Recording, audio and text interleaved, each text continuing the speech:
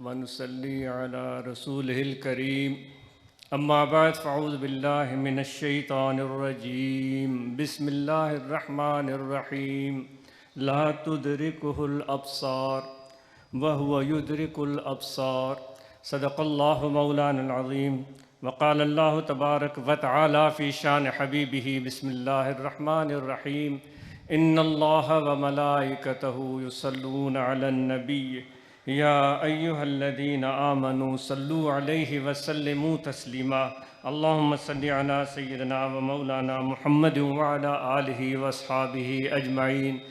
معزز سامعین، آپ سب کی آمد باعث مسرت ہے۔ آپ سب کو خوش آمدید کہتے ہیں۔ تمام سبنی کے بھلی کرے آیا چوں تھا۔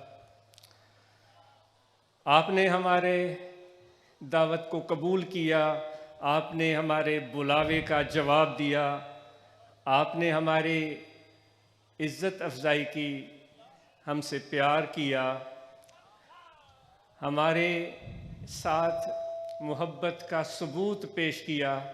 اس دور میں جب آدمی اپنے گھر سے نکلتا ہے تو اپنے کام کے لیے نکلتا ہے، اپنے کاروبار کے لیے نکلتا ہے، اپنی ضروریات کے لیے نکلتا ہے۔ یہ دن بدن ہماری خواہشات بڑھتی چلی جا رہی ہیں اور بوجھ بڑھتا چلا جا رہا ہے۔ جس طرح اونٹ پر سامان لادا جاتا ہے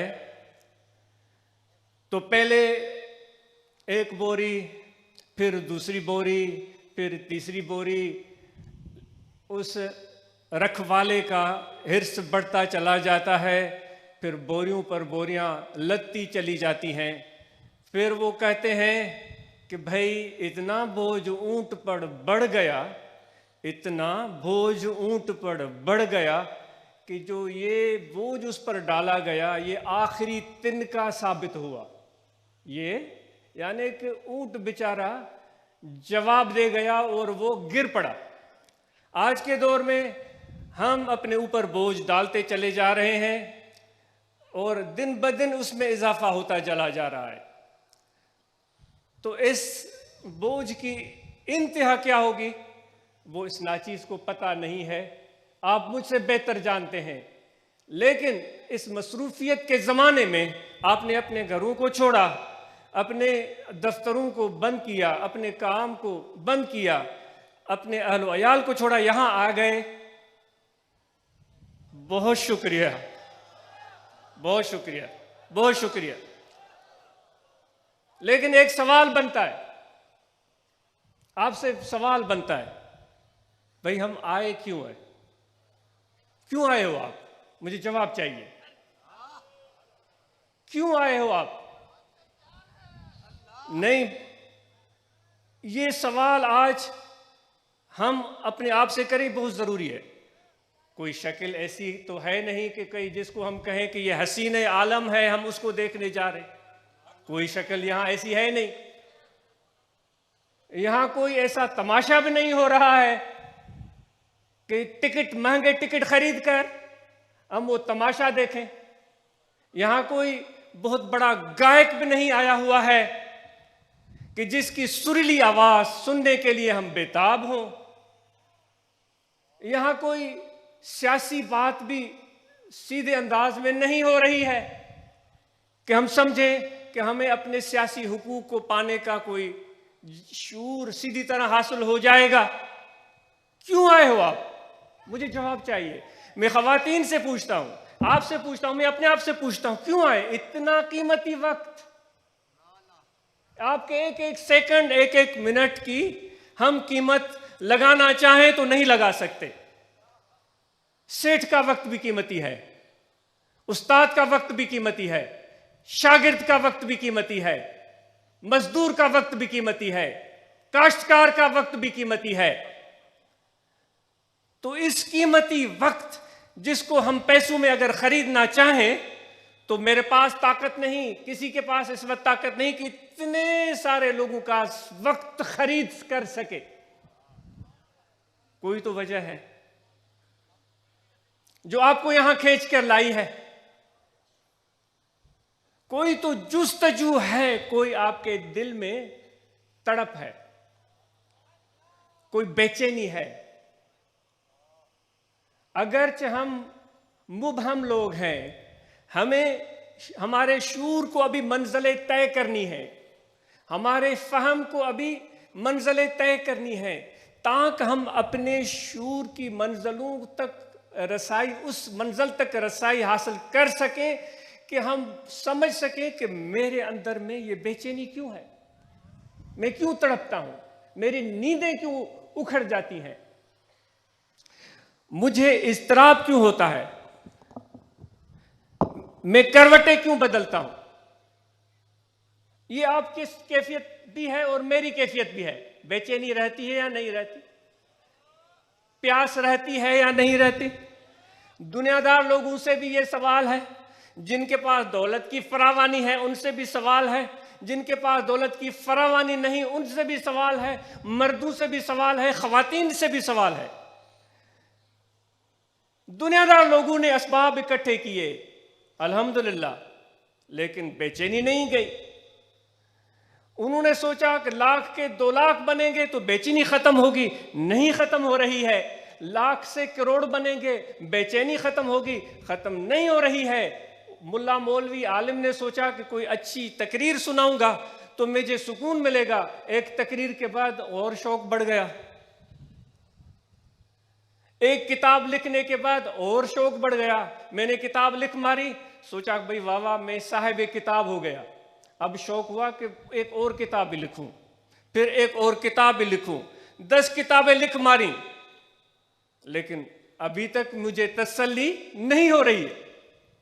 سوال ہے آپ سے، ہم کیوں آئے ہیں؟ اس چیز کے لیے جو میری ناقص اور معمولی سی معلومات ہے، اس کے پیش نظر میں عرض کرنے کی کوشش کروں گا کہ ہم کسی تلاش میں آئے ہیں، ہم کسی کو ڈھونڈ رہے ہیں،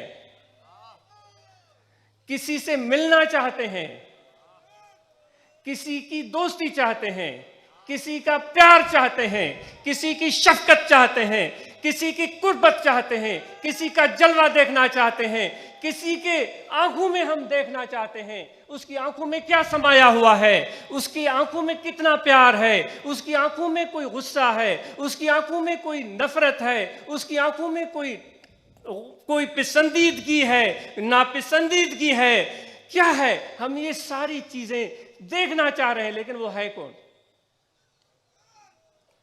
ہم سب ایک دوسرے کو تک رہے ہیں۔ جیسے ابھی کہا جا رہا تھا، میں بھی مٹی کا مادھو، آپ بھی مٹی کے مادھو،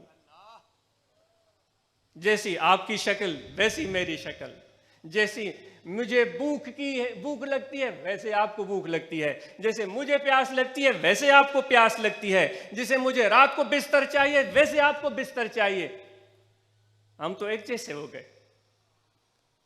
تو وہ کون ہے جو نرالا ہے؟ وہ کون ہے جو لاڈلا ہے؟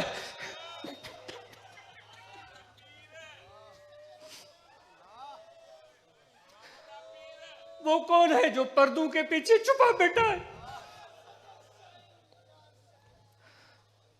وہ کون ہے جو ہمیں گھر میں سکھ سے بیٹھنے نہیں دیتا؟ وہ کون ہے جو ہمارے نیندوں میں بھی ہمیں بے چین کر دیتا ہے؟ وہ کون ہے؟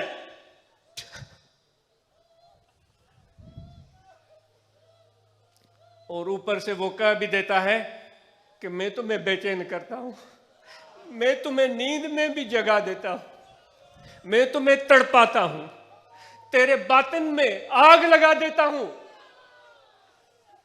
امیر سمجھ رہے ہیں یہ آگ نوٹوں سے بجھے گی، غریب سمجھ رہے ہیں کہ پانی سے بجھے گی، سیاستدان سوچ رہے ہیں کہ طاقت اور پاور پالیٹکس سے یہ آگ بجھے گی، کوئی وڈیرا، کوئی زمیندار سوچ رہا ہے کہ زمینوں کیا تعداد بڑھانے سے یہ آگ بجھے گی، آگ بجھنے کا نام ہی نہیں لے رہی۔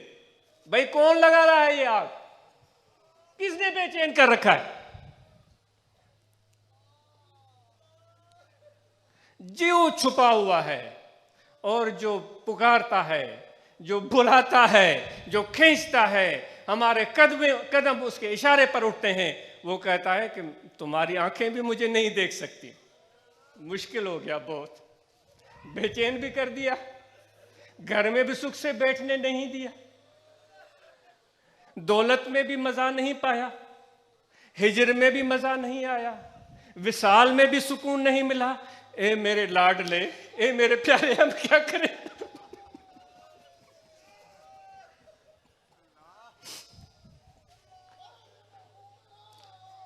ہم کیا کریں؟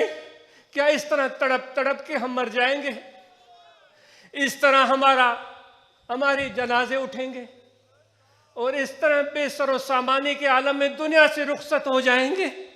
کیا نامراد ناکامی ہمارا مقدر ہے؟ کوئی راستہ تو بتاؤ اے میرے پیارے، اے میرے مہربان، کچھ تو بتاؤ۔ جب ہم دیکھ بھی نہیں پاتے تو پھر ہم کیا کریں؟ تو آگے وہ کہتا ہے ذرا سوچو تو صحیح، میں نے تمہارے کام کو مشکل نہیں بنایا ہے بے وقوف۔ مجھے کہتا ہے بے وقوف، تیرے کام کو مشکل نہیں بنا، آپ تو سمجھدار لوگ ہیں سب۔ اے بے وقوف، تمہارے کام کو میں نے مشکل نہیں بنایا ہے، میں نے تمہارے کام کو آسان بنایا ہے، لیکن تم سمجھتے کیوں نہیں ہو؟ کیا ہوا؟ تمہاری آنکھ میرا ادراک نہیں کر سکتی تو کیا ہوا؟ تمہارے میں نظر نہیں آتا، کیا ہوا؟ تم میرے پاس پہنچنے کا احساس نہیں پا سکتے، کیا ہوا؟ وہ کہتا ہے تمہارے اندر طاقت نہیں، تمہارے آنکھوں میں صلاحیت نہیں، تمہارے ذہن میں وہ علمیت نہیں۔ وہ کہتا ہے چلو میں تمہاری آنکھوں کی طرف چل کر آتا ہوں۔ وہ یدرکہ الابصار، وہ خود تمہاری طرف چل کر آتا ہے، وہ خود تمہاری طرف، میرا رب العالمین اللہ کی ذات کہتی وہ یدرک الابصار، تمہاری آنکھیں مجھ پر نہیں پہنچ سکیں گی، تمہارا علم مجھے نہیں پہنچ سکے گا، میں تمہارے طرف چل کر آتا ہوں۔ اے پروردگار، پھر ہم کہاں ڈھونڈیں تجھے؟ وہ کہتا ہے جو میرا ذکر کرتے ہیں، مجھ سے پیار کرتے ہیں، میں ان کے ساتھ ہوتا ہوں۔ جب وہاں پہنچو گے تو میں تمہیں دیکھ لوں گا اور تمہاری آنکھوں میں سما جاؤں گا، تمہارے دل میں سما جاؤں گا، تمہارے خون میں سما جاؤں گا، تمہارے بال میں سما جاؤں گا، تمہاری رگ و پے میں سما جاؤں گا، تمہارے دل کے اندر وہ قرار، وہ سکون آئے گا جو نوٹ، پیسے، دولت، طاقت، ہوس سے وہ سکون، وہ قرار خریدا نہیں جا سکتا۔ میں تمہیں انعام میں مفت میں دے دوں گا۔ پاڑھیں ایندم ہو تو کچھ آؤں اگ بھری تھیا۔ شاہ صاحب تو یہ رمز سمجھ چکے۔ وہ کہتا ہے وہ دوست تو میرے پاس خود چل کر آ رہا ہے۔ اے فقیرو، ہم در در دھکے کھاتے ہیں، کبھی اس کے پاس گئے، کبھی اس کے پاس گئے، کبھی اس کے پیچھے چلے، کبھی اس کے پیچھے چلے۔ بھئی یہ نہیں، وہ کہتے ہیں، ہمارے حضرت فرماتے تھے پیر مٹا رحمۃ اللہ علیہ، کہ وہ جوگی تھے، وہ چل پڑے تھے، تو انہوں نے کہیں رات کو بسیرا کیا، تو ان کا ایک کتا تھا۔ رات کو کتے جاگتے ہیں، وہ کتیا رات کو جاگتی رہی، صبح کے ٹائم اس کو نیند آ گئی، وہ جوگی وہاں سے روانہ ہو گئے، کتیا سوتی رہ گئی۔ جب جاگ اس کو آ گئی تو اس کو کچھ بھی یاد نہیں تھا، صرف یہ یاد تھا کہ جو میرے مالک ہیں ان کے کپڑوں کا رنگ گیروی ہے، اس کو صرف یہ معلوم یاد رہ گیا تھا کہ میرے مالکوں کے کپڑوں کا رنگ گیروی ہے۔ تو بیچاری وہ کتیا جس کے بھی گیروی کپڑے دیکھتی اس کے پیچھے بھاگ پڑتی۔ تو آج ہم بھی کبھی اس کے پیچھے بھاگتے ہیں، کبھی اس کے پیچھے بھاگتے ہیں، کبھی اس کے پیچھے بھاگتے ہیں۔ جب خدا کہتا ہے انا جلیس من ذکرنی، جو میرا ذکر کرتا ہے میں اس کے ساتھ ہوتا ہوں۔ اتنے ذکر والے آپ یہاں بیٹھے ہوئے ہیں، تو وہ پیارا، وہ لاڈلا محبوب رب العالمین جس کا تعارف ہمارے آقا و مولا حضرت صلی اللہ علیہ وآلہ وسلم نے ہمیں کروایا، جس کا عرفان آقا و مولا حضرت صلی اللہ علیہ وآلہ وسلم نے ہمیں دیا، تو وہ پروردگار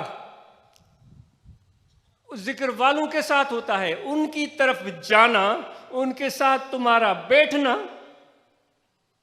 یہ ان کے ساتھ بیٹھنا نہیں، یہ میرے آقا و مولا صلی اللہ علیہ وآلہ وسلم کے ساتھ بیٹھنا ہے۔ یہ بیٹھنا حضور علیہ السلام کے ذات کے ساتھ نہیں، یہ قربت، یہ صحبت، یہ ہم نشینی خدا کے ساتھ ہوتی ہے۔ تو اس چیز کا احساس اپنے دل کی گہرائیوں میں محسوس کریں۔ تو پہلی بات یہ ہوئی کہ جس نے آج ہمارے دل میں تڑپ پیدا کی، چل کر یہاں آئے، تو وہ ہمارے آنے سے پہلے ہی ہمارے پاس پہنچ چکا تھا۔ ہماری آنکھیں اس کو دیکھ نہیں رہی تھی، لیکن وہ ہمارے آنکھوں میں آ گیا ہے۔ ہمارا دماغ اس کو سمجھنے سے قاصر تھا، لیکن وہ خود چل کر ہمارے دل میں آ چکا ہے۔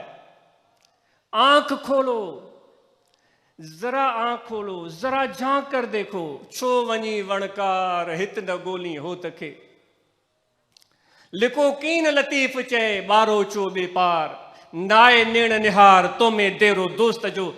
ذرا جھانک کر دیکھو، دل کو دیکھو، جو تمہارا رنگ ہے، جو ہمارا رنگ ہے، جو ہماری اوقات ہیں، جو ہماری طاقت ہے، جو ہماری صلاحیت ہے، اس سے کوئی سروکار نہیں۔ پروردگار کی نظر میں جتنی بھی مخلوق ہے، سب کے لیے پیار ہے، سب کے لیے شفقت ہے۔ بخش دینا تو اس کے لیے کوئی مسئلہ ہی نہیں ہے، معاف کر دینا تو اس کے لیے کوئی بڑی بات ہے ہی نہیں۔ دوستو، کبھی بھی مایوس مت ہونا اس رب العالمین کی ذات سے۔ حضرت ذوالنون مصری رضی اللہ تعالیٰ عنہ بڑے عظیم الشان بزرگ گزرے ہیں، بغداد کے رہنے والے۔ غالباً وہ غلامانہ زندگی بسر کرتے تھے۔ کسی نے، اگر مجھ سے غلطی نہیں ہو رہی ہے، ان کی علمیت کو، ان کے مقام کو، ان کی شان کو دیکھ کر ان کو خرید کر آزاد کر دیا تھا، تو وہ وقت کے امام بن گئے اور بہت بڑے عارف تھے۔ کوئی یہ ذرا توجہ سے مجھے ہم سب کو سننا ہے، وہ گیا کوئی شخص ان کے پاس، تو حضرت ذوالنون مصری رضی اللہ تعالیٰ عنہ زارو قطع رو رہے۔ وہی بات میں عرض کر رہا تھا، کس نے بے چین کر رکھا ہے؟ کیوں قرار نہیں آتا؟ تو وہ رو رہے ہیں، تو اس دوست نے، ان کے مقرب نے پوچھا کہ حضور کیا چیز رلا رہی ہے؟ کیا اب آپ کو گناہ یا رلا رہے ہیں؟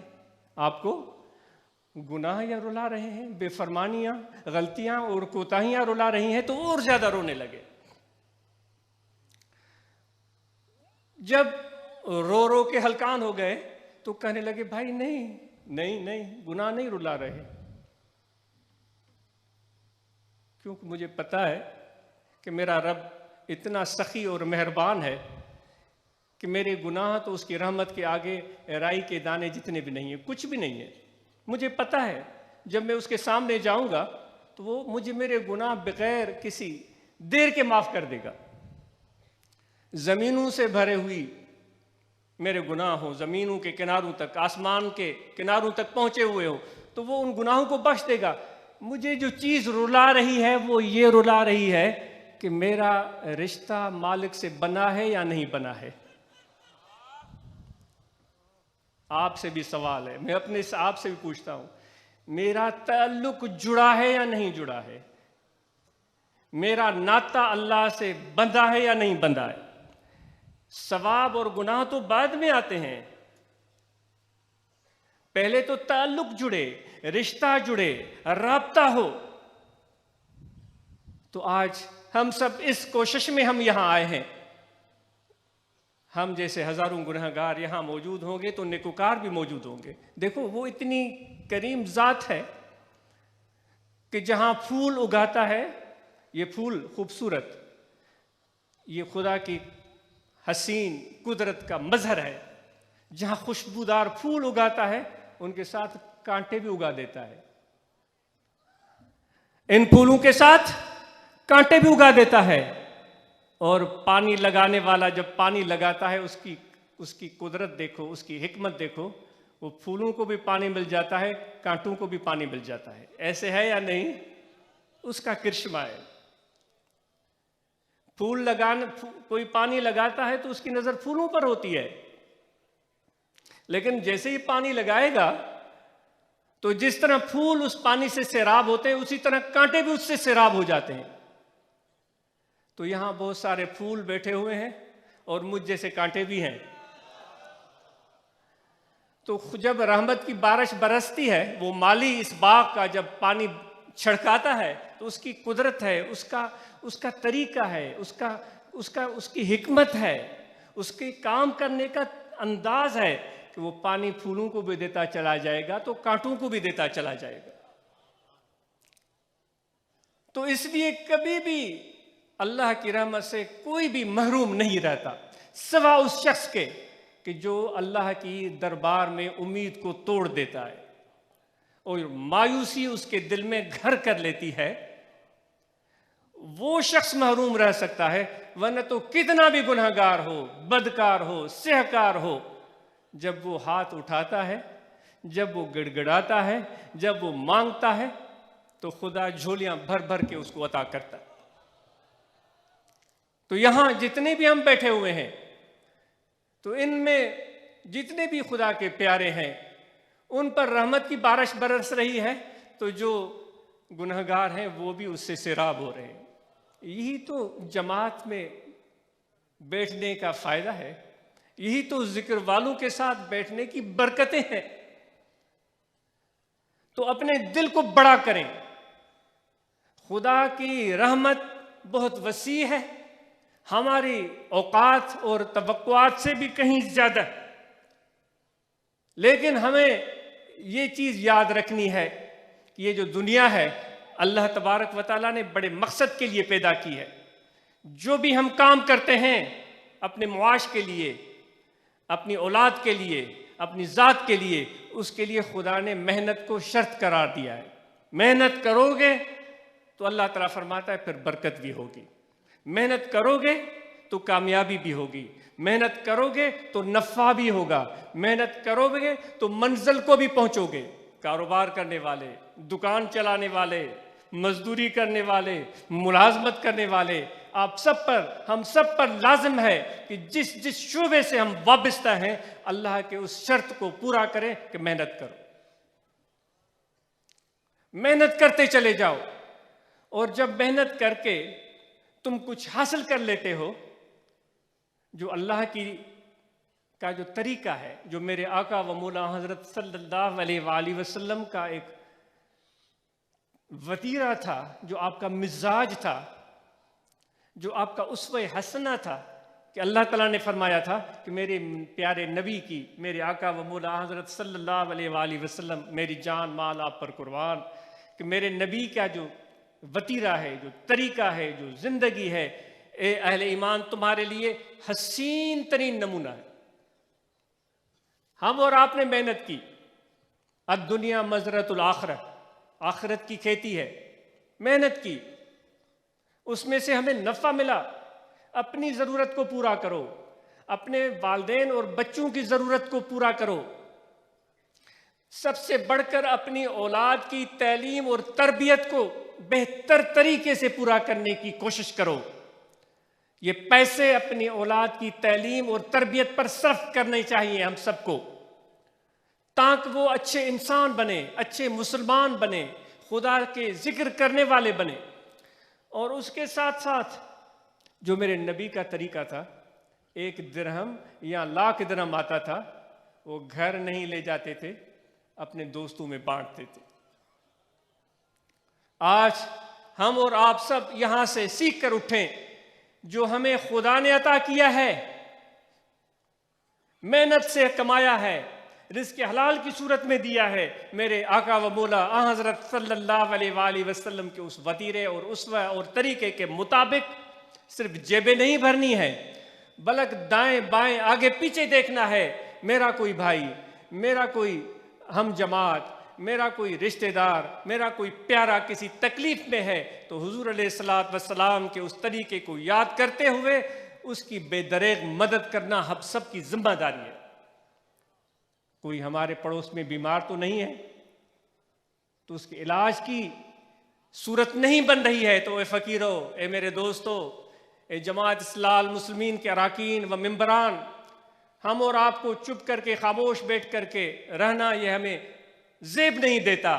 ہم نکلیں، آگے بڑھیں۔ اس کے لیے موٹر سائیکل ہے تو موٹر سائیکل لے آئیں، اگر کار ہے تو کار لے آئیں، ایمبولینس چاہیے تو ایمبولینس لے کر آئیں، اس کے ساتھ بیٹھیں اور اس کو لے جائیں، اس کا علاج کروائیں۔ یہ میرے نبی اکرم صلی اللہ علیہ وسلم کی سنت۔ اگر کوئی مشکل کا شکار ہے، کاروبار میں پھنس گیا ہے، تو اس کا حوصلہ بڑھائیں، اس کی ہمت بڑھائیں، اس کو طریقہ بتائیں، اس کی رہنمائی کریں، تاکہ وہ اپنے کاروبار میں محنت کر کے، صحیح محنت کرے کہ صحیح حکمت عملی اختیار کر کے اس مشکل صورتحال سے باہر آ سکے، اس کا ہاتھ تھام لے، کیونکہ میرے نبی اکرم نور مجسم صلی اللہ علیہ وسلم اس طرح لوگوں کا ہاتھ تھام لیتے تھے۔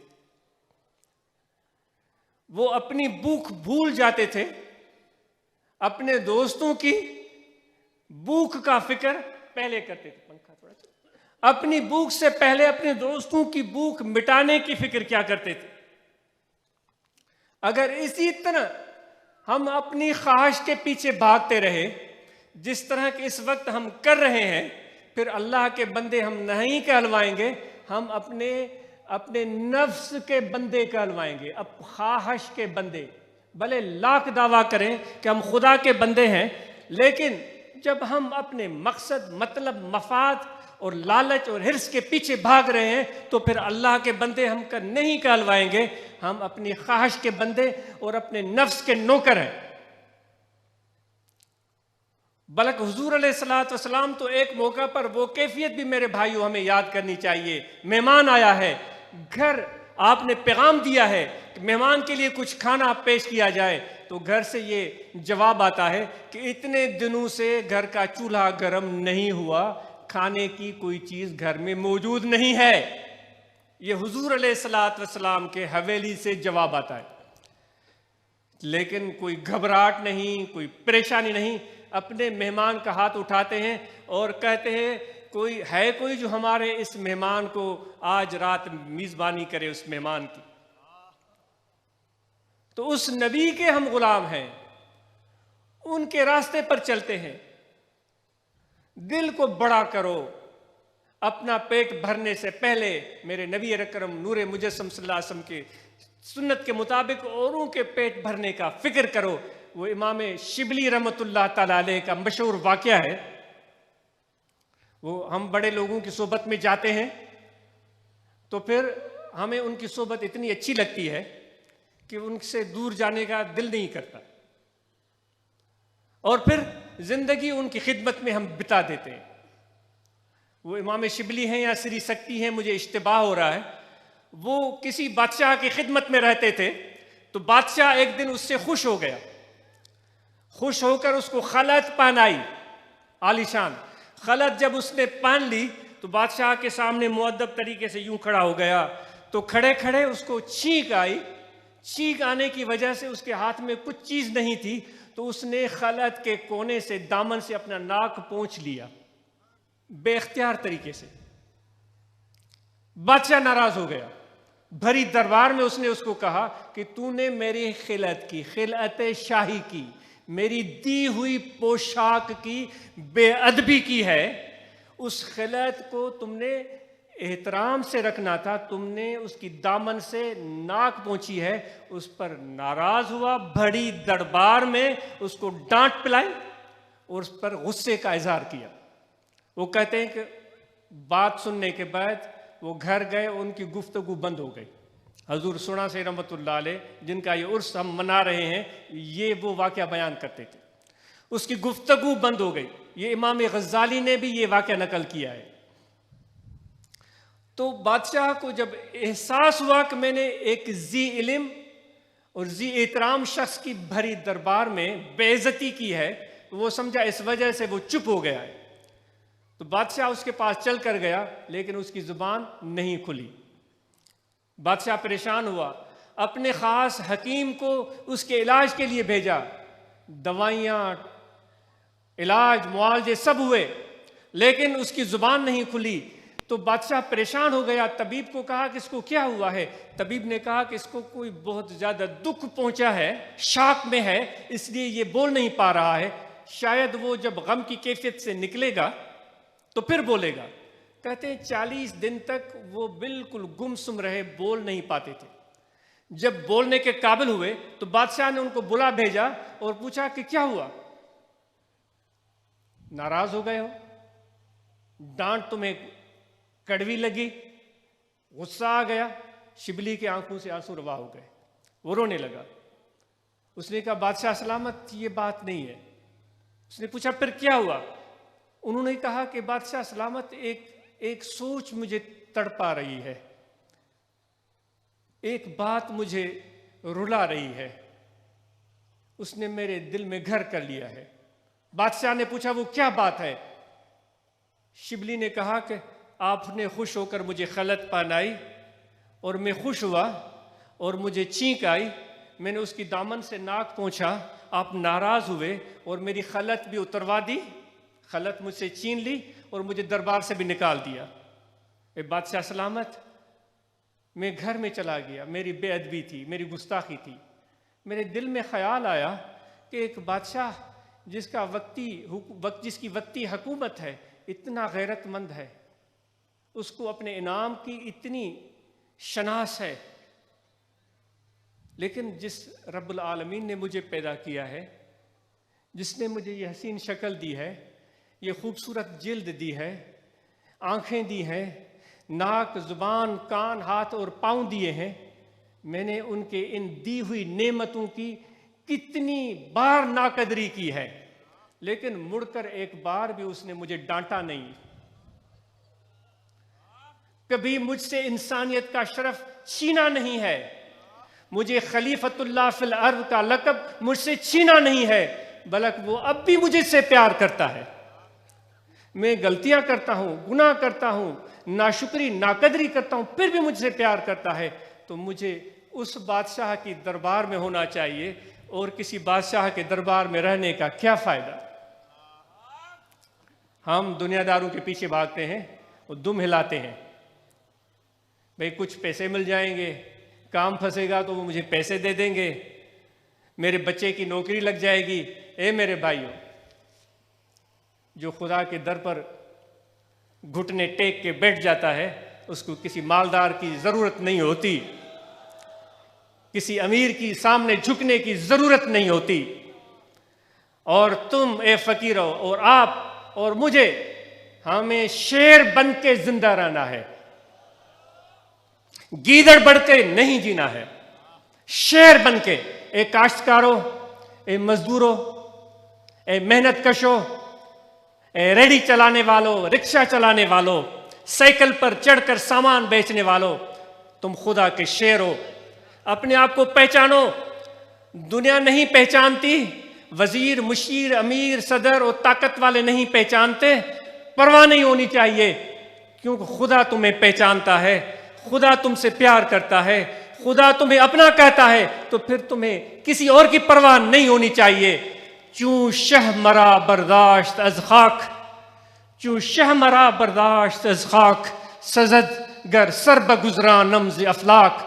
جب بادشاہ مجھ گرے ہوئے انسان کو، میں زمین پر گرا ہوا تھا، میرا چہرہ مٹی میں لتڑا ہوا تھا، میرے بال گرد آلود تھے۔ کل ہی کسی ایک ادیب کی تصویر چھپی تھی ہوئی کہ بیچارہ بہت بڑا ادیب اور بڑا لائق فائق انسان قسم پرسی کی زندگی گزار رہا تھا۔ آج ہمارے ملک کے یہ حالات بن چکے ہیں۔ کہاں ہم عمر فاروق کی اس قول کو یاد کرتے ہیں؟ کیا فرماتے تھے کہ اگر ایک کوئی بھوکا بھی ہے تو اس کا سوال بھی عمر فاروق سے ہوگا۔ تو میں اپنی بات کرتا ہوں، اگر زمین پر گرا ہوا ہوں، میرا چہرہ خاک آلود ہے، میری داڑھی خاک آلود ہے، اور میرا بدن میلا کچیلا ہے، میرے کپڑے پھٹے ہوئے ہیں، بڑے بڑے لباسوں والے کھڑے ہیں، بڑے بڑے طاقت والے کھڑے ہیں، دولت مند، بینک بیلنس کے مالک، امیر و کبیر کھڑے ہیں، جنہوں نے بڑے اچھی خوشبوئیں لگائی ہوئی ہیں اور بڑے شان شوکت تمطراق سے آئے ہوئے ہیں۔ بادشاہ یوں نظر پھرا کے دیکھتا ہے، ادھر بھی امیر کھڑا ہے، ادھر بھی امیر کھڑا ہے، وزیر کھڑا ہے، ब्यूरोक्रेट खड़ा है, पुलिस वाला खड़ा है, सेठ खड़ा है, बैंक का ओनर खड़ा है, कोई लश्करी सिपाही, कोई फौजी, कोई आर्मी मैन खड़ा है, सबको बादशाह देखता है। मंजर करें। लेकिन दूर कहीं कोई मट्टी में पड़ा हुआ है दूर कहीं कोई मट्टी में लुथड़ा हुआ पड़ा है, और वो सेठ, वो अमीर, वो कबीर, वो ब्यूरोक्रेट उसको पीछे छोड़ कर आए हैं कि ये तो बेचारा ऐसा ही है। बादशाह इन सब को देखकर तायरा नजर डालकर उनसे मुंह मोड़ लेता है, छोड़ देता है। वो चाहता है उस गरीब शख्स के पास जो मट्टी में लुथड़ा हुआ है, और बादशाह उसको मट्टी से उठाकर सीने से लगाता है, उसके पेशानी को चूमता है। खुदा की कसम, मेरा रब इससे भी ज्यादा मेहरबान है। खुदा की कसम, जानो अपने रब को। और जब उस मिट्टी में गिरे हुए शख्स को बादशाह उठाकर सीने से लगाए, तो सेठों की सेठी, अमीरों की अमीरी तो धरी की धरी रह गई या नहीं रह गई? आला पोशाक, बैंक बैलेंस धरा का धरा रह गया या नहीं रह गया? बादशाह की मर्जी है। मेरा रब भी कहता है, मायूस मत हो। मेरा रब कहता है, अल्लाह यश्तवी इलैहि मन यशा। मैं, अल्लाह फरमाता है, मेरी मर्जी है, मैं जिससे दोस्ती करूं। मुल्ला मौलवी पीर फकीर कौन होते हैं मुझे डिक्टेट करने वाले, और बड़े बड़े आंखों में सुरमे लगाकर और बड़ी तुम तराक से और बड़ी शानदार पोशाक पहनकर खड़े होने वाले मुझे मजबूर नहीं कर सकते कि मैं उनसे दोस्ती करूं। मेरी मर्जी है, मैं जिससे दोस्ती करूं। तो वही बात समझने के लिए यहां आए हैं। सवाल है आपसे, पहले भी सवाल किया था, आखिर में भी सवाल पूछता हूं, भाई अल्लाह से रिश्ता जुड़ा या नहीं जुड़ा? पहले ये बताओ कि अल्लाह से रिश्ता जोड़ना है या नहीं जोड़ना है? गुनाह सवाब की बात बाद में आएगी। पहले खुदा से, अल्लाह की जात से रिश्ता जुड़ने की तमन्ना है या नहीं, आरजू है या नहीं? याबम या न याबम आरजुए मीकुनम, याबम या न याबम आरजुए मीकुनम। महबूब मिले या न मिले, आरजू ही सही। याबम या न याबम आरजुए मीकुनम, हासलायत या न आयत जुस्तजुए मीकुनम। महबूब का मेला हो ना हो, जुस्तजू जारी रहेगी। फकीरों, जुस्तजू में लग जाओ, अपने रब की जुस्तजू में। वो जिसको जो ढूंढता है वो उसी को पाता है। जो रुपए को ढूंढता है वो रुपए को पाता है। जो ताकत को ढूंढता है वो ताकत को पा सकता है। जो शान, शौकत और बरतरी को मंजिल मकसूद बना लेता है वो उस तक पहुंच सकता है। लेकिन कितने हैं हम में से जो शानो शौकत, रुपया पैसा, ताकत, तवानाई, लश्कर और सुपा छोड़कर वो कहते हैं मेरे रब तू मेरा हो जा। बस है तमन्ना खुदा से रिश्ता जोड़ने की। फिर वो खुदा कहता है जिसको हो जानो दिल अजीज तेरी गली में आए क्यों। फिर सिर का सिरजा सांगा सटे सटे के मर्द ईंदा मैदान एनीय में। ऐसे सर की बाजी लगेगी दोस्त। एक तो नहीं है उसका तलबगार, उसकी तो दुनिया तलबगार है, कायनात उसकी तलबगार है। वो कहते हैं कि मशहूर किस्सा है हुक्मरान का। वो किसी एक मीर बहर की लड़की पर आशिक हो गया था, तो उस मीर बहर की लड़की से उसने शादी रचा ली थी। नूरी उसका नाम था। जाम तमाची उन्नड़ों की हुकूमत रही है इस सिंध में, तो बेटाई साहब ने उसको बयान किया है। वो नूरी जो थी वो सांवली सलोनी सी एक सादा सी औरत थी जो अपने तकलीफ दी जिंदगी में अपने औकात बसर करती थी। लेकिन बादशाह जब वो कींझर आज भी मौजूद है, वो कींझर जिसका पानी कराची वाले भी पीते हैं ना, वो नूरी के बाप का नाम था। वो कींझर कराची वाले बड़े माशाल्लाह मुअज़्ज़ज़ तरीन लोग हैं। कराची वालों से गुजारिश है कि भाई हम ذرا دیکھنے والے دیکھ کے چل، ہم بھی پڑے ہیں راہوں میں. کراچی والے ہو ذرا دیکھو، یہ ہم بھی راہوں میں پڑے ہوئے ہیں. تو کراچی والے تو ماشاءاللہ بڑے عزت و وقار والے ہیں، بڑے شان والے ہیں. لیکن بھائی وہی بات ہے نا، اگر ہم مٹی میں پڑے ہوئے ہیں اور خدا نے ہمیں چن لیا تو پھر کیا مزہ. پھر بڑے شہروں والے دیکھتے ہی دیکھتے رہ جائیں گے. ہمیں اپنی قسم پرسی پر کوئی بھی ہمیں پریشانی نہیں ہے، ہمیں ہونی بھی نہیں چاہیے.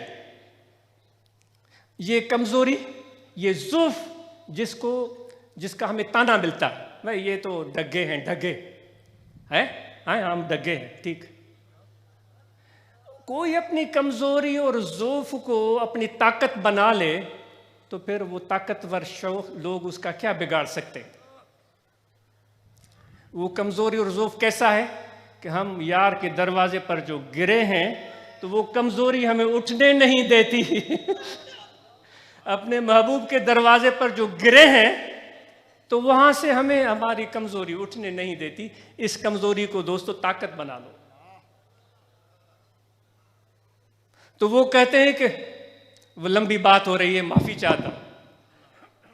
تو وہ کہتے ہیں کہ جب اس نوری سے اس کی شادی ہو گئی تھی، وہ کینجر کی بات ہو رہی تھی جس کا مجھے اتنا علم بھی نہیں ہوتا، کوئی غلط بات ہو جائے تو علم والوں سے معافی ہے، سب سے معافی. تو وہ اس کینجر کے کنارے اس نوری پر نظر پڑ گئی تھی، اس کو اس نے اپنی منقوہ بنا لیا تھا. جام تماچی بڑا مشہور حکمران گزرا ہے جو ٹھٹے کے مشہور بزرگ کا مرید بھی تھا. تو اس نے اس سے شادی رچا لی اور وہ بیچاری سادہ سی اور ان پڑھ سی عورت تھی، اور اس کے حرم میں بڑی بڑی نام اور مقام والی رانیاں بھی تھی. تو تماچی نے کہا کہ صبح میں شکار پر جاؤں گا، جتنی بھی میری رانیاں ہیں وہ 16 سنگار کر کے بیٹھے، جو مجھے اچھی لگے گی میں اس کو ساتھ لے جاؤں گا. اس کی یہ رانیوں نے حد کر دی.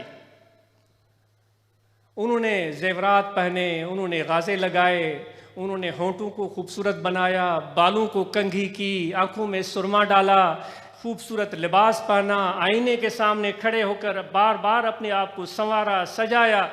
اور نوری بیچاری خاموشی سے بیٹھی ہوئی ہے، سارا تماشا دیکھ رہی ہے اور وہ کچھ بھی نہیں کر رہی ہے.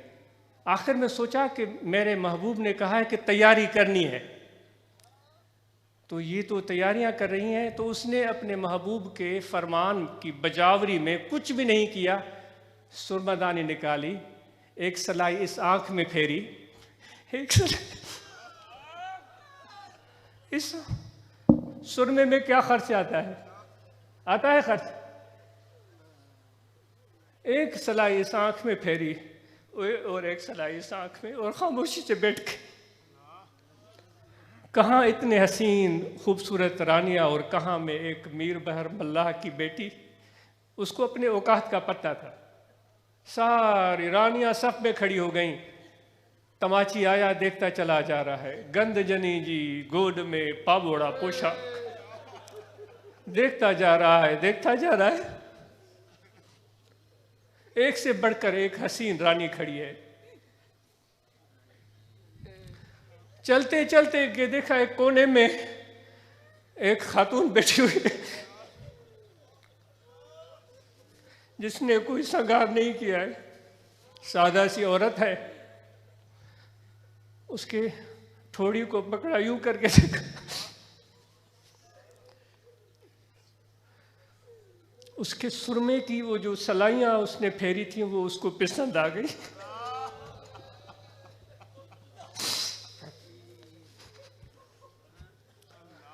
وہ 16 سنگار کرنے والی رانیوں کو چھوڑ دیا، اس میر بہر کی بچی کو اپنے ساتھ لے گیا اور کہتا گیا کہ بھائی سرمو ہر کا پائے پر اکھ اکھ جو پھیر.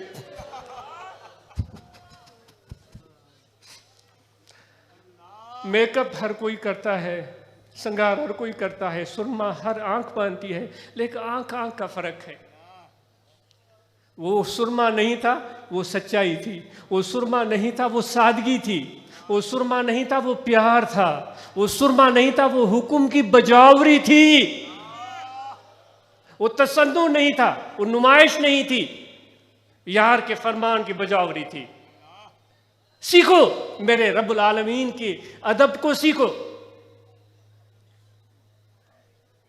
माफी चाहता हूं, लंबी बात होने की माफी चाहता हूं। दोस्तों, आखिर में मकसद पर आते मैं अर्ज कर रहा था कि जब दौलत आ गई है, पैसे आ गए हैं, तो आज हम ये अज़म करते हैं, मैं अज़म करता हूं, आप अज़म करते हैं, जो मेरा भाई तकलीफ में है मैं उसकी दस्तगीरी करूंगा, बीमारों के इलाज पर खर्च करूंगा, नौजवानों की तालीम पर खर्च करूंगा, बच्चों को तालीम दिलाएंगे, अपनी बच्चियों को, लड़कियों को तालीम दिलाएंगे। मेरे नबी ने कहा है, जिसको अल्लाह ने बेटी दी है, उस बेटी की तरबियत की, उसको अच्छी तालीम दी, उसको अच्छी तालीम दी। मेरे नबी ने कहा है कि क़यामत के दिन मेरे साथ ऐसे होगा जिस तरह ये 2 उंगलियां हैं। नबी के साथ होना चाहते हो रोज़े क़यामत, मोहम्मद सल्लल्लाहु अलैहि वसल्लम के साथ होना चाहते हो, तो बच्चियों को तालीम दिलाओ। तलबुल इल्म फरीज़तुन अला कुल्ल मुस्लिमिन व मुस्लिमतिन। इल्म का हुसूल लाजिम है हर बच्चे पर और हर बच्ची पर। बड़े शहर वाले जो आप और हम देहातियों को नजरअंदाज करते हैं, यही तो वो गलतियां हैं जो हम बार बार करते हैं। तो इसलिए जितने भी मेरे दोस्त हैं, तालीम के सिलसिले में पूरे जिम्मेदार बन जाए।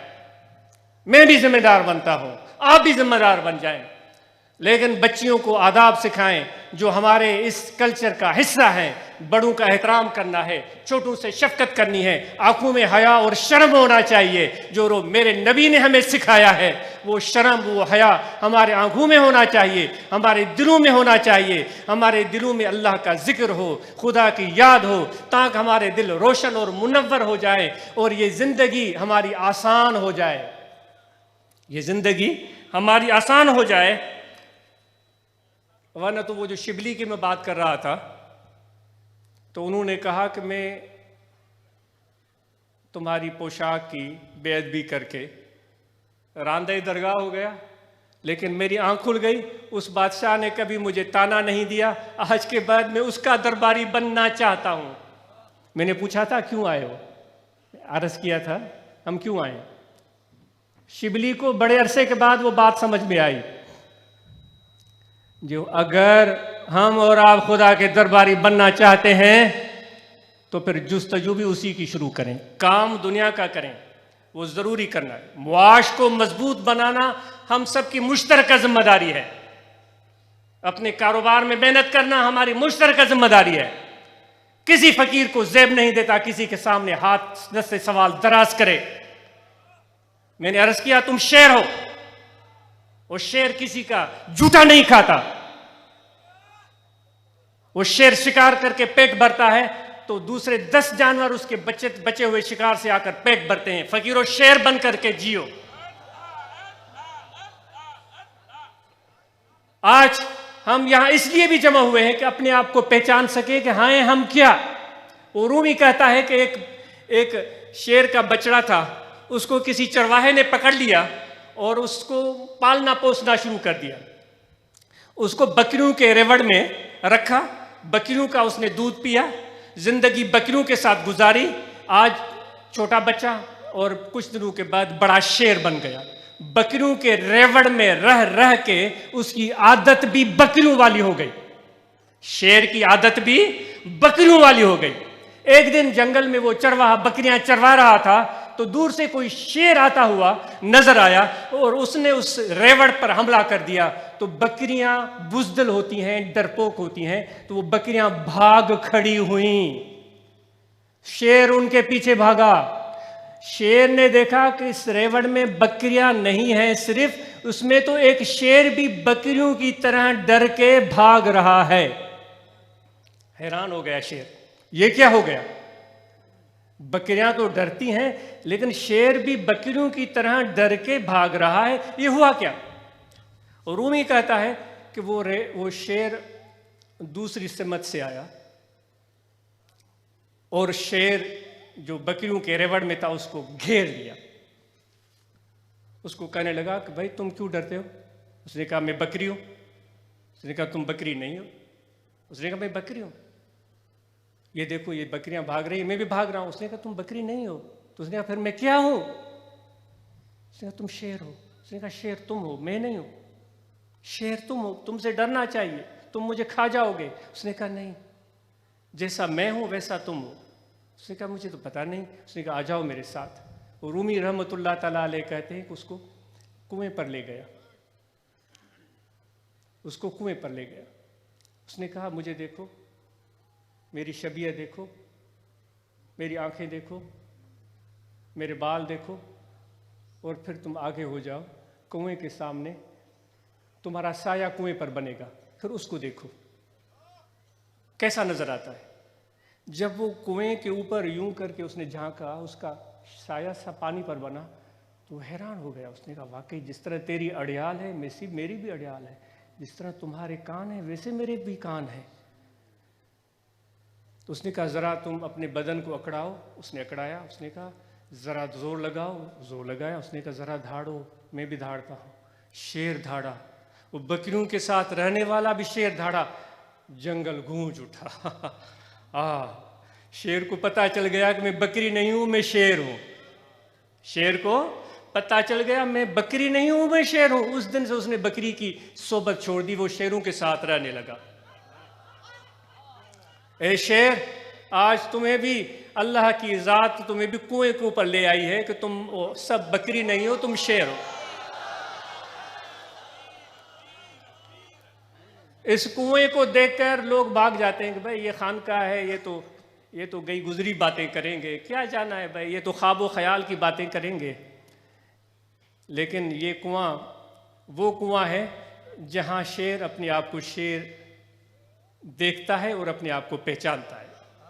آج کے بعد ہم سب شیر ہیں، ہاتھ اوپر کرو۔ کسی کے سامنے دستے سوال دراز نہیں کریں گے، ہاتھ اوپر کرو۔ محنت کریں گے، ہاتھ اوپر کرو۔ معاش کو مضبوط بنائیں گے، ہاتھ اوپر کرو۔ کاروبار کریں گے، ہاتھ اوپر کرو۔ علم سے پیار کریں گے، ہاتھ اوپر کرو۔ اپنے معاشرے کو خوبصورت بنائیں گے جس طرح میرے نبی نے بنایا تھا، مساوات قائم کی تھی۔ جب وہ سب صحابہ نیچے بیٹھتے تھے تو میرے نبی بھی ان کے ساتھ نیچے بیٹھتے تھے۔ آج کے بعد میں بھی تبدیل ہونا چاہتا ہوں، آپ کو بھی دعوت دیتا ہوں کہ آپ بھی تبدیل ہو جاؤ، ایک نئی زندگی شروع کرو۔ نفرتیں نکالنی ہیں، ہاتھ اوپر کرو۔ اے سندھی، پنجابی، پٹھان، سرائکی، جتنی بھی قومیں یہاں موجود ہیں، ہم حضور کے امتی ہیں اور اللہ کے بندے ہیں۔ کوئی فرق نہیں ہونا چاہیے ہمارے اندر۔ ہم مل کر آگے بڑھیں گے۔ ہم حضور کے سامنے سرخ رو ہونا چاہتے ہیں۔ جب نبی ہمیں دیکھیں تو جس طرح تماچی نے نوری کے ہاتھ سے تھام لیا تھا، ہم دیہاتیوں کو، اجٹ گنواروں کو بھی کاش ہمارا نبی ہاتھ سے تھام لے۔ اس لیے تو میں کہتا ہوں کہ ہم گنوار ہی اچھے ہیں، اجٹ ہی اچھے ہیں، لیکن علم سے پیار، لیکن معاش سے پیار، لیکن محنت کرنی ہے۔ جس نے پہلے کاروبار نہیں کیا ہے واپس جا کر کاروبار شروع کرے۔ ملازمت اور نوکریوں کے پیچھے بھاگنے کی ضرورت نہیں ہے۔ نوجوانوں سے گزارش کرتے ہیں ایسے لوگ آگے آئیں، ہمارے دوستوں کو سکھائیں کاروبار کیسے ہوتا ہے، ان کو لیکچر دیں۔ یہ دوست آپ سیکھنا چاہتے ہو کاروبار کیسے کیا جائے، بھئی کہاں ہیں وہ لوگ جن کے پاس یہ علم ہے، بتاؤ ہمیں، تاکہ ہم سب کاروبار کر سکیں۔ ہم آپ کے ساتھ رہنا چاہتے ہیں، آپ کو دیکھنا چاہتے ہیں۔ جس طرح میرے نبی نے تجارت کی تھی، یہ سب فقیر بھی کاروبار کرنا چاہتے ہیں۔ اس لیے کاروبار کرنا چاہتے ہیں، اپنی ضرورت پوری کریں، اپنے بچوں کی ضرورت پوری کریں، ماں باپ کی خدمت کریں، اور جو لوگ پستیوں میں گرے ہوئے ہیں ان کا ہاتھ تھام کر ان کو بھی آگے بڑھنے میں مدد کر سکے۔ ان تنصر اللہ ینصرکم، اگر تم اللہ کی مدد کرو گے خدا تمہاری مدد کرے گا۔ خدا کی مدد کیا ہو سکتی ہے؟ خدا کو پانی نہیں چاہیے، خدا کو خوراک نہیں چاہیے، خدا کو لباس نہیں چاہیے، خدا کو گھر نہیں چاہیے، خدا ان سب ضرورتوں سے بالاتر ہے۔ اللہ کہتا ہے میری مخلوق کی، میرے بندوں کی، انسانوں کی مدد کرو۔ تم نے انسان کی مدد نہیں کی، مجھ اللہ کی مدد کی ہے۔ ہم سب ایک دوسرے کی مدد کریں گے، تعلیم میں مدد کریں گے، ایک دوسرے سے محبت کریں گے، نفرتیں مٹائیں گے۔ कुदरत और कीना दिल से निकाल कर बाहर करो। और सियासी शूर जरूरी है, दुनिया की हालात से बाखबर रहो।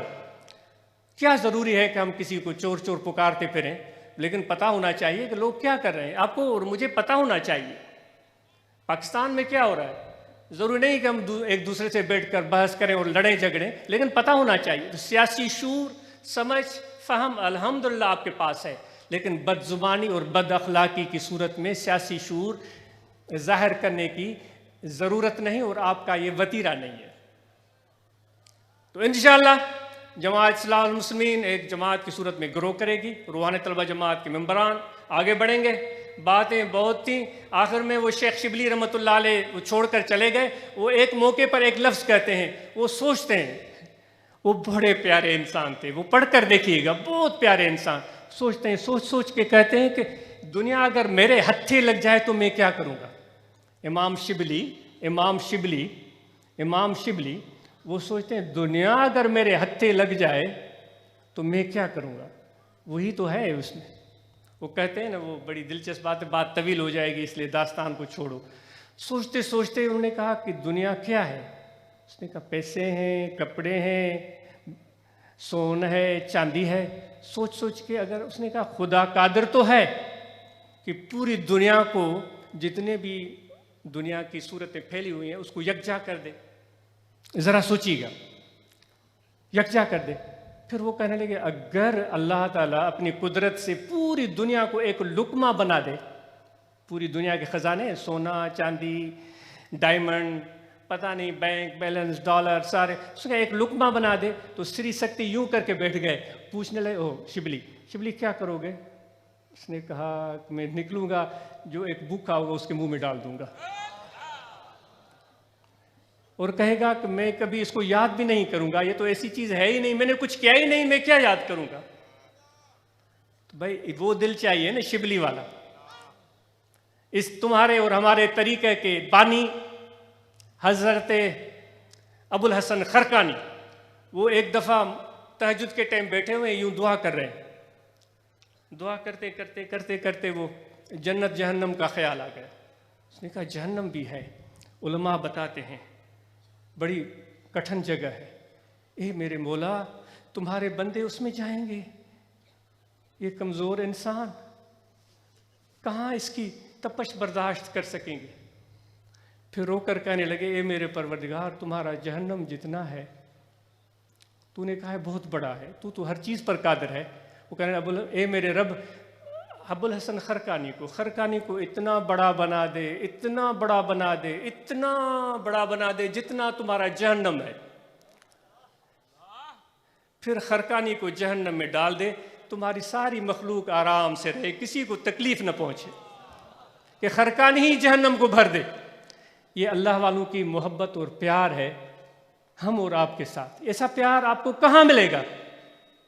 तो इसलिए मेरे दोस्तों, जिक्र का तरीका अर्ज करके यहाँ दिल है, इस दिल में तवज्जो रखें। खड़े बैठे लेटे सोए जागे हर वक्त तवज्जो रहे कि दिल जिक्र कर रहा है अल्लाह अल्लाह अल्लाह अल्लाह अल्लाह। ये खफी जिक्र है।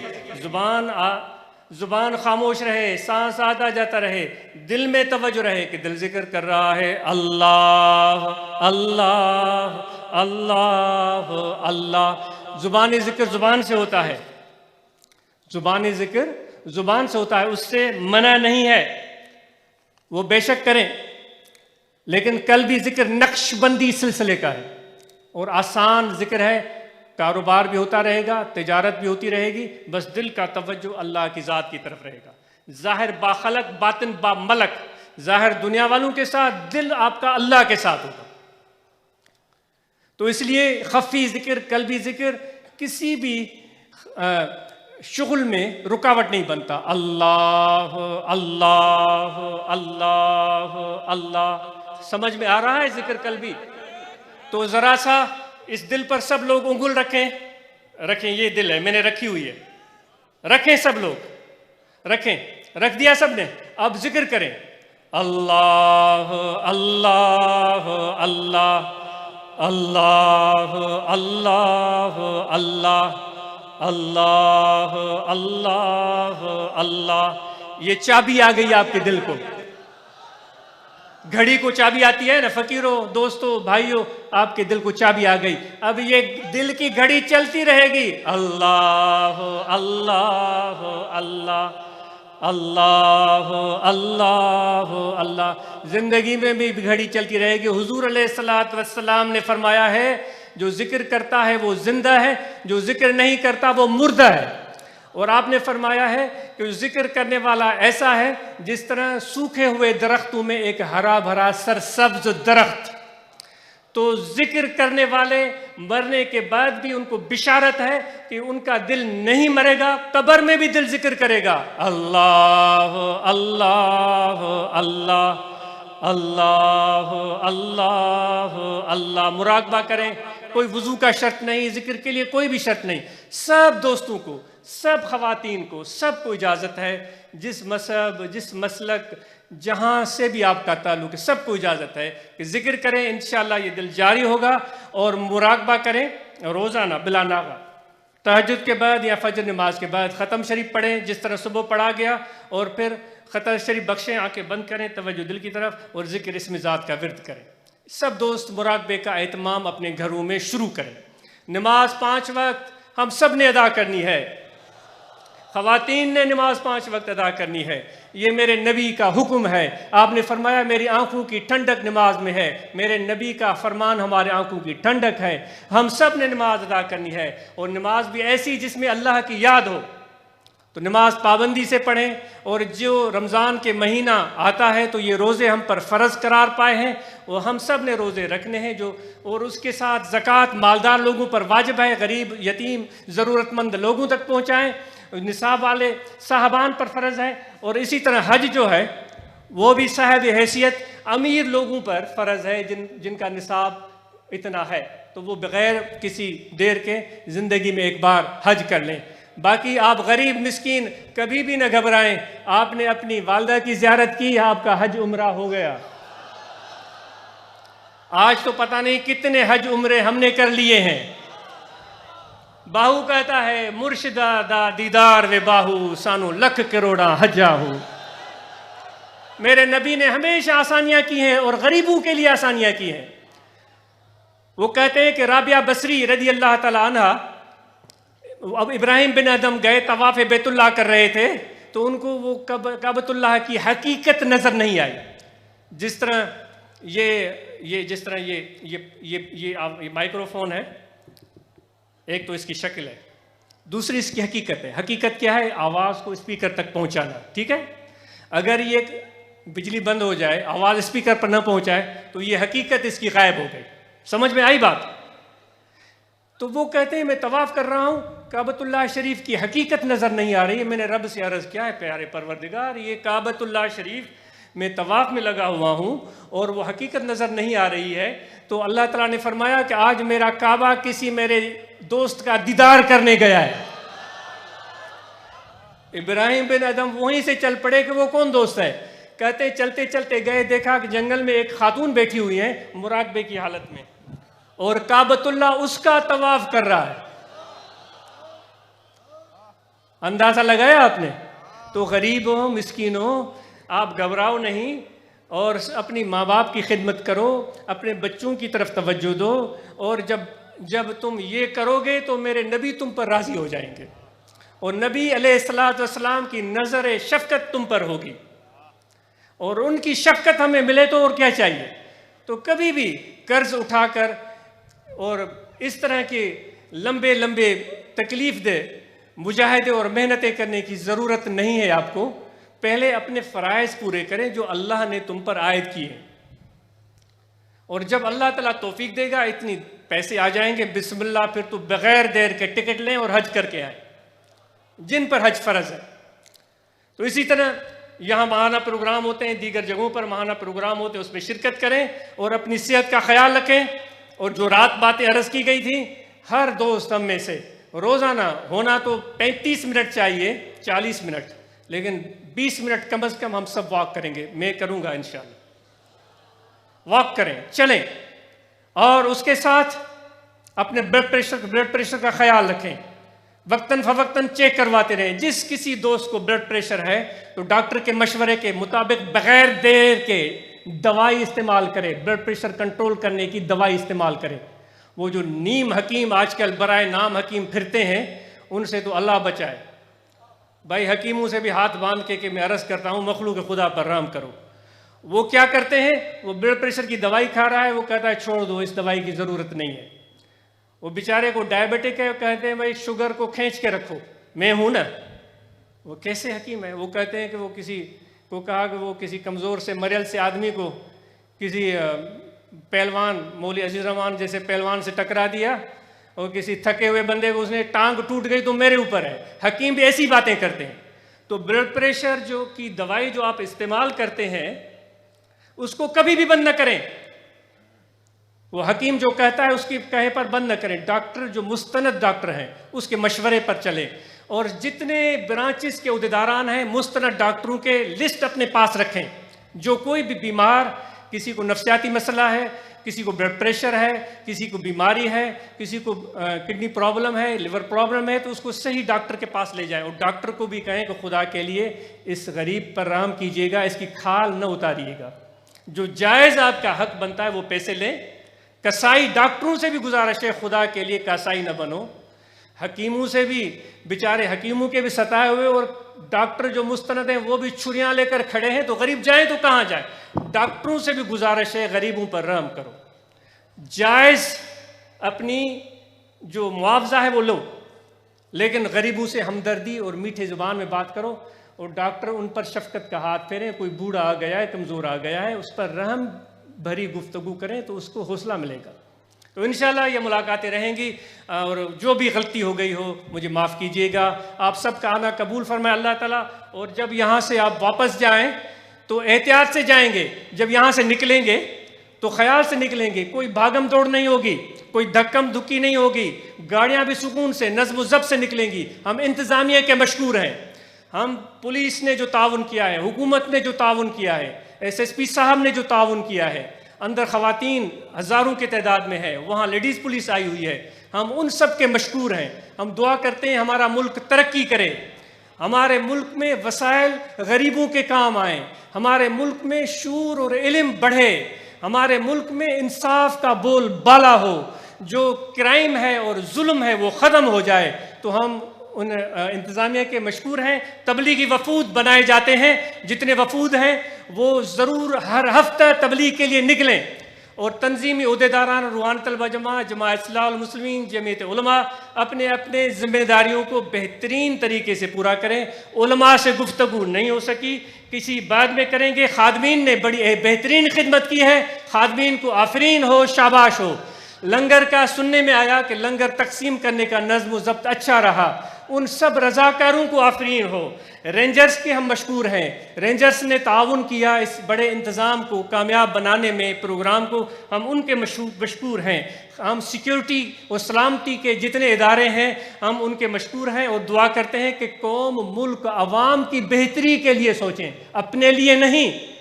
ملک, قوم اور عوام کی بہتری اور ان کے حقوق کی تحفظ کے لیے سوچیں. انصاف سے کام لیں, خدا کے سامنے پیش ہونا ہے. اللہ تعالی ہمارے ملک کا حامی اور ناصر ہو. آپ سب کا بہت شکریہ.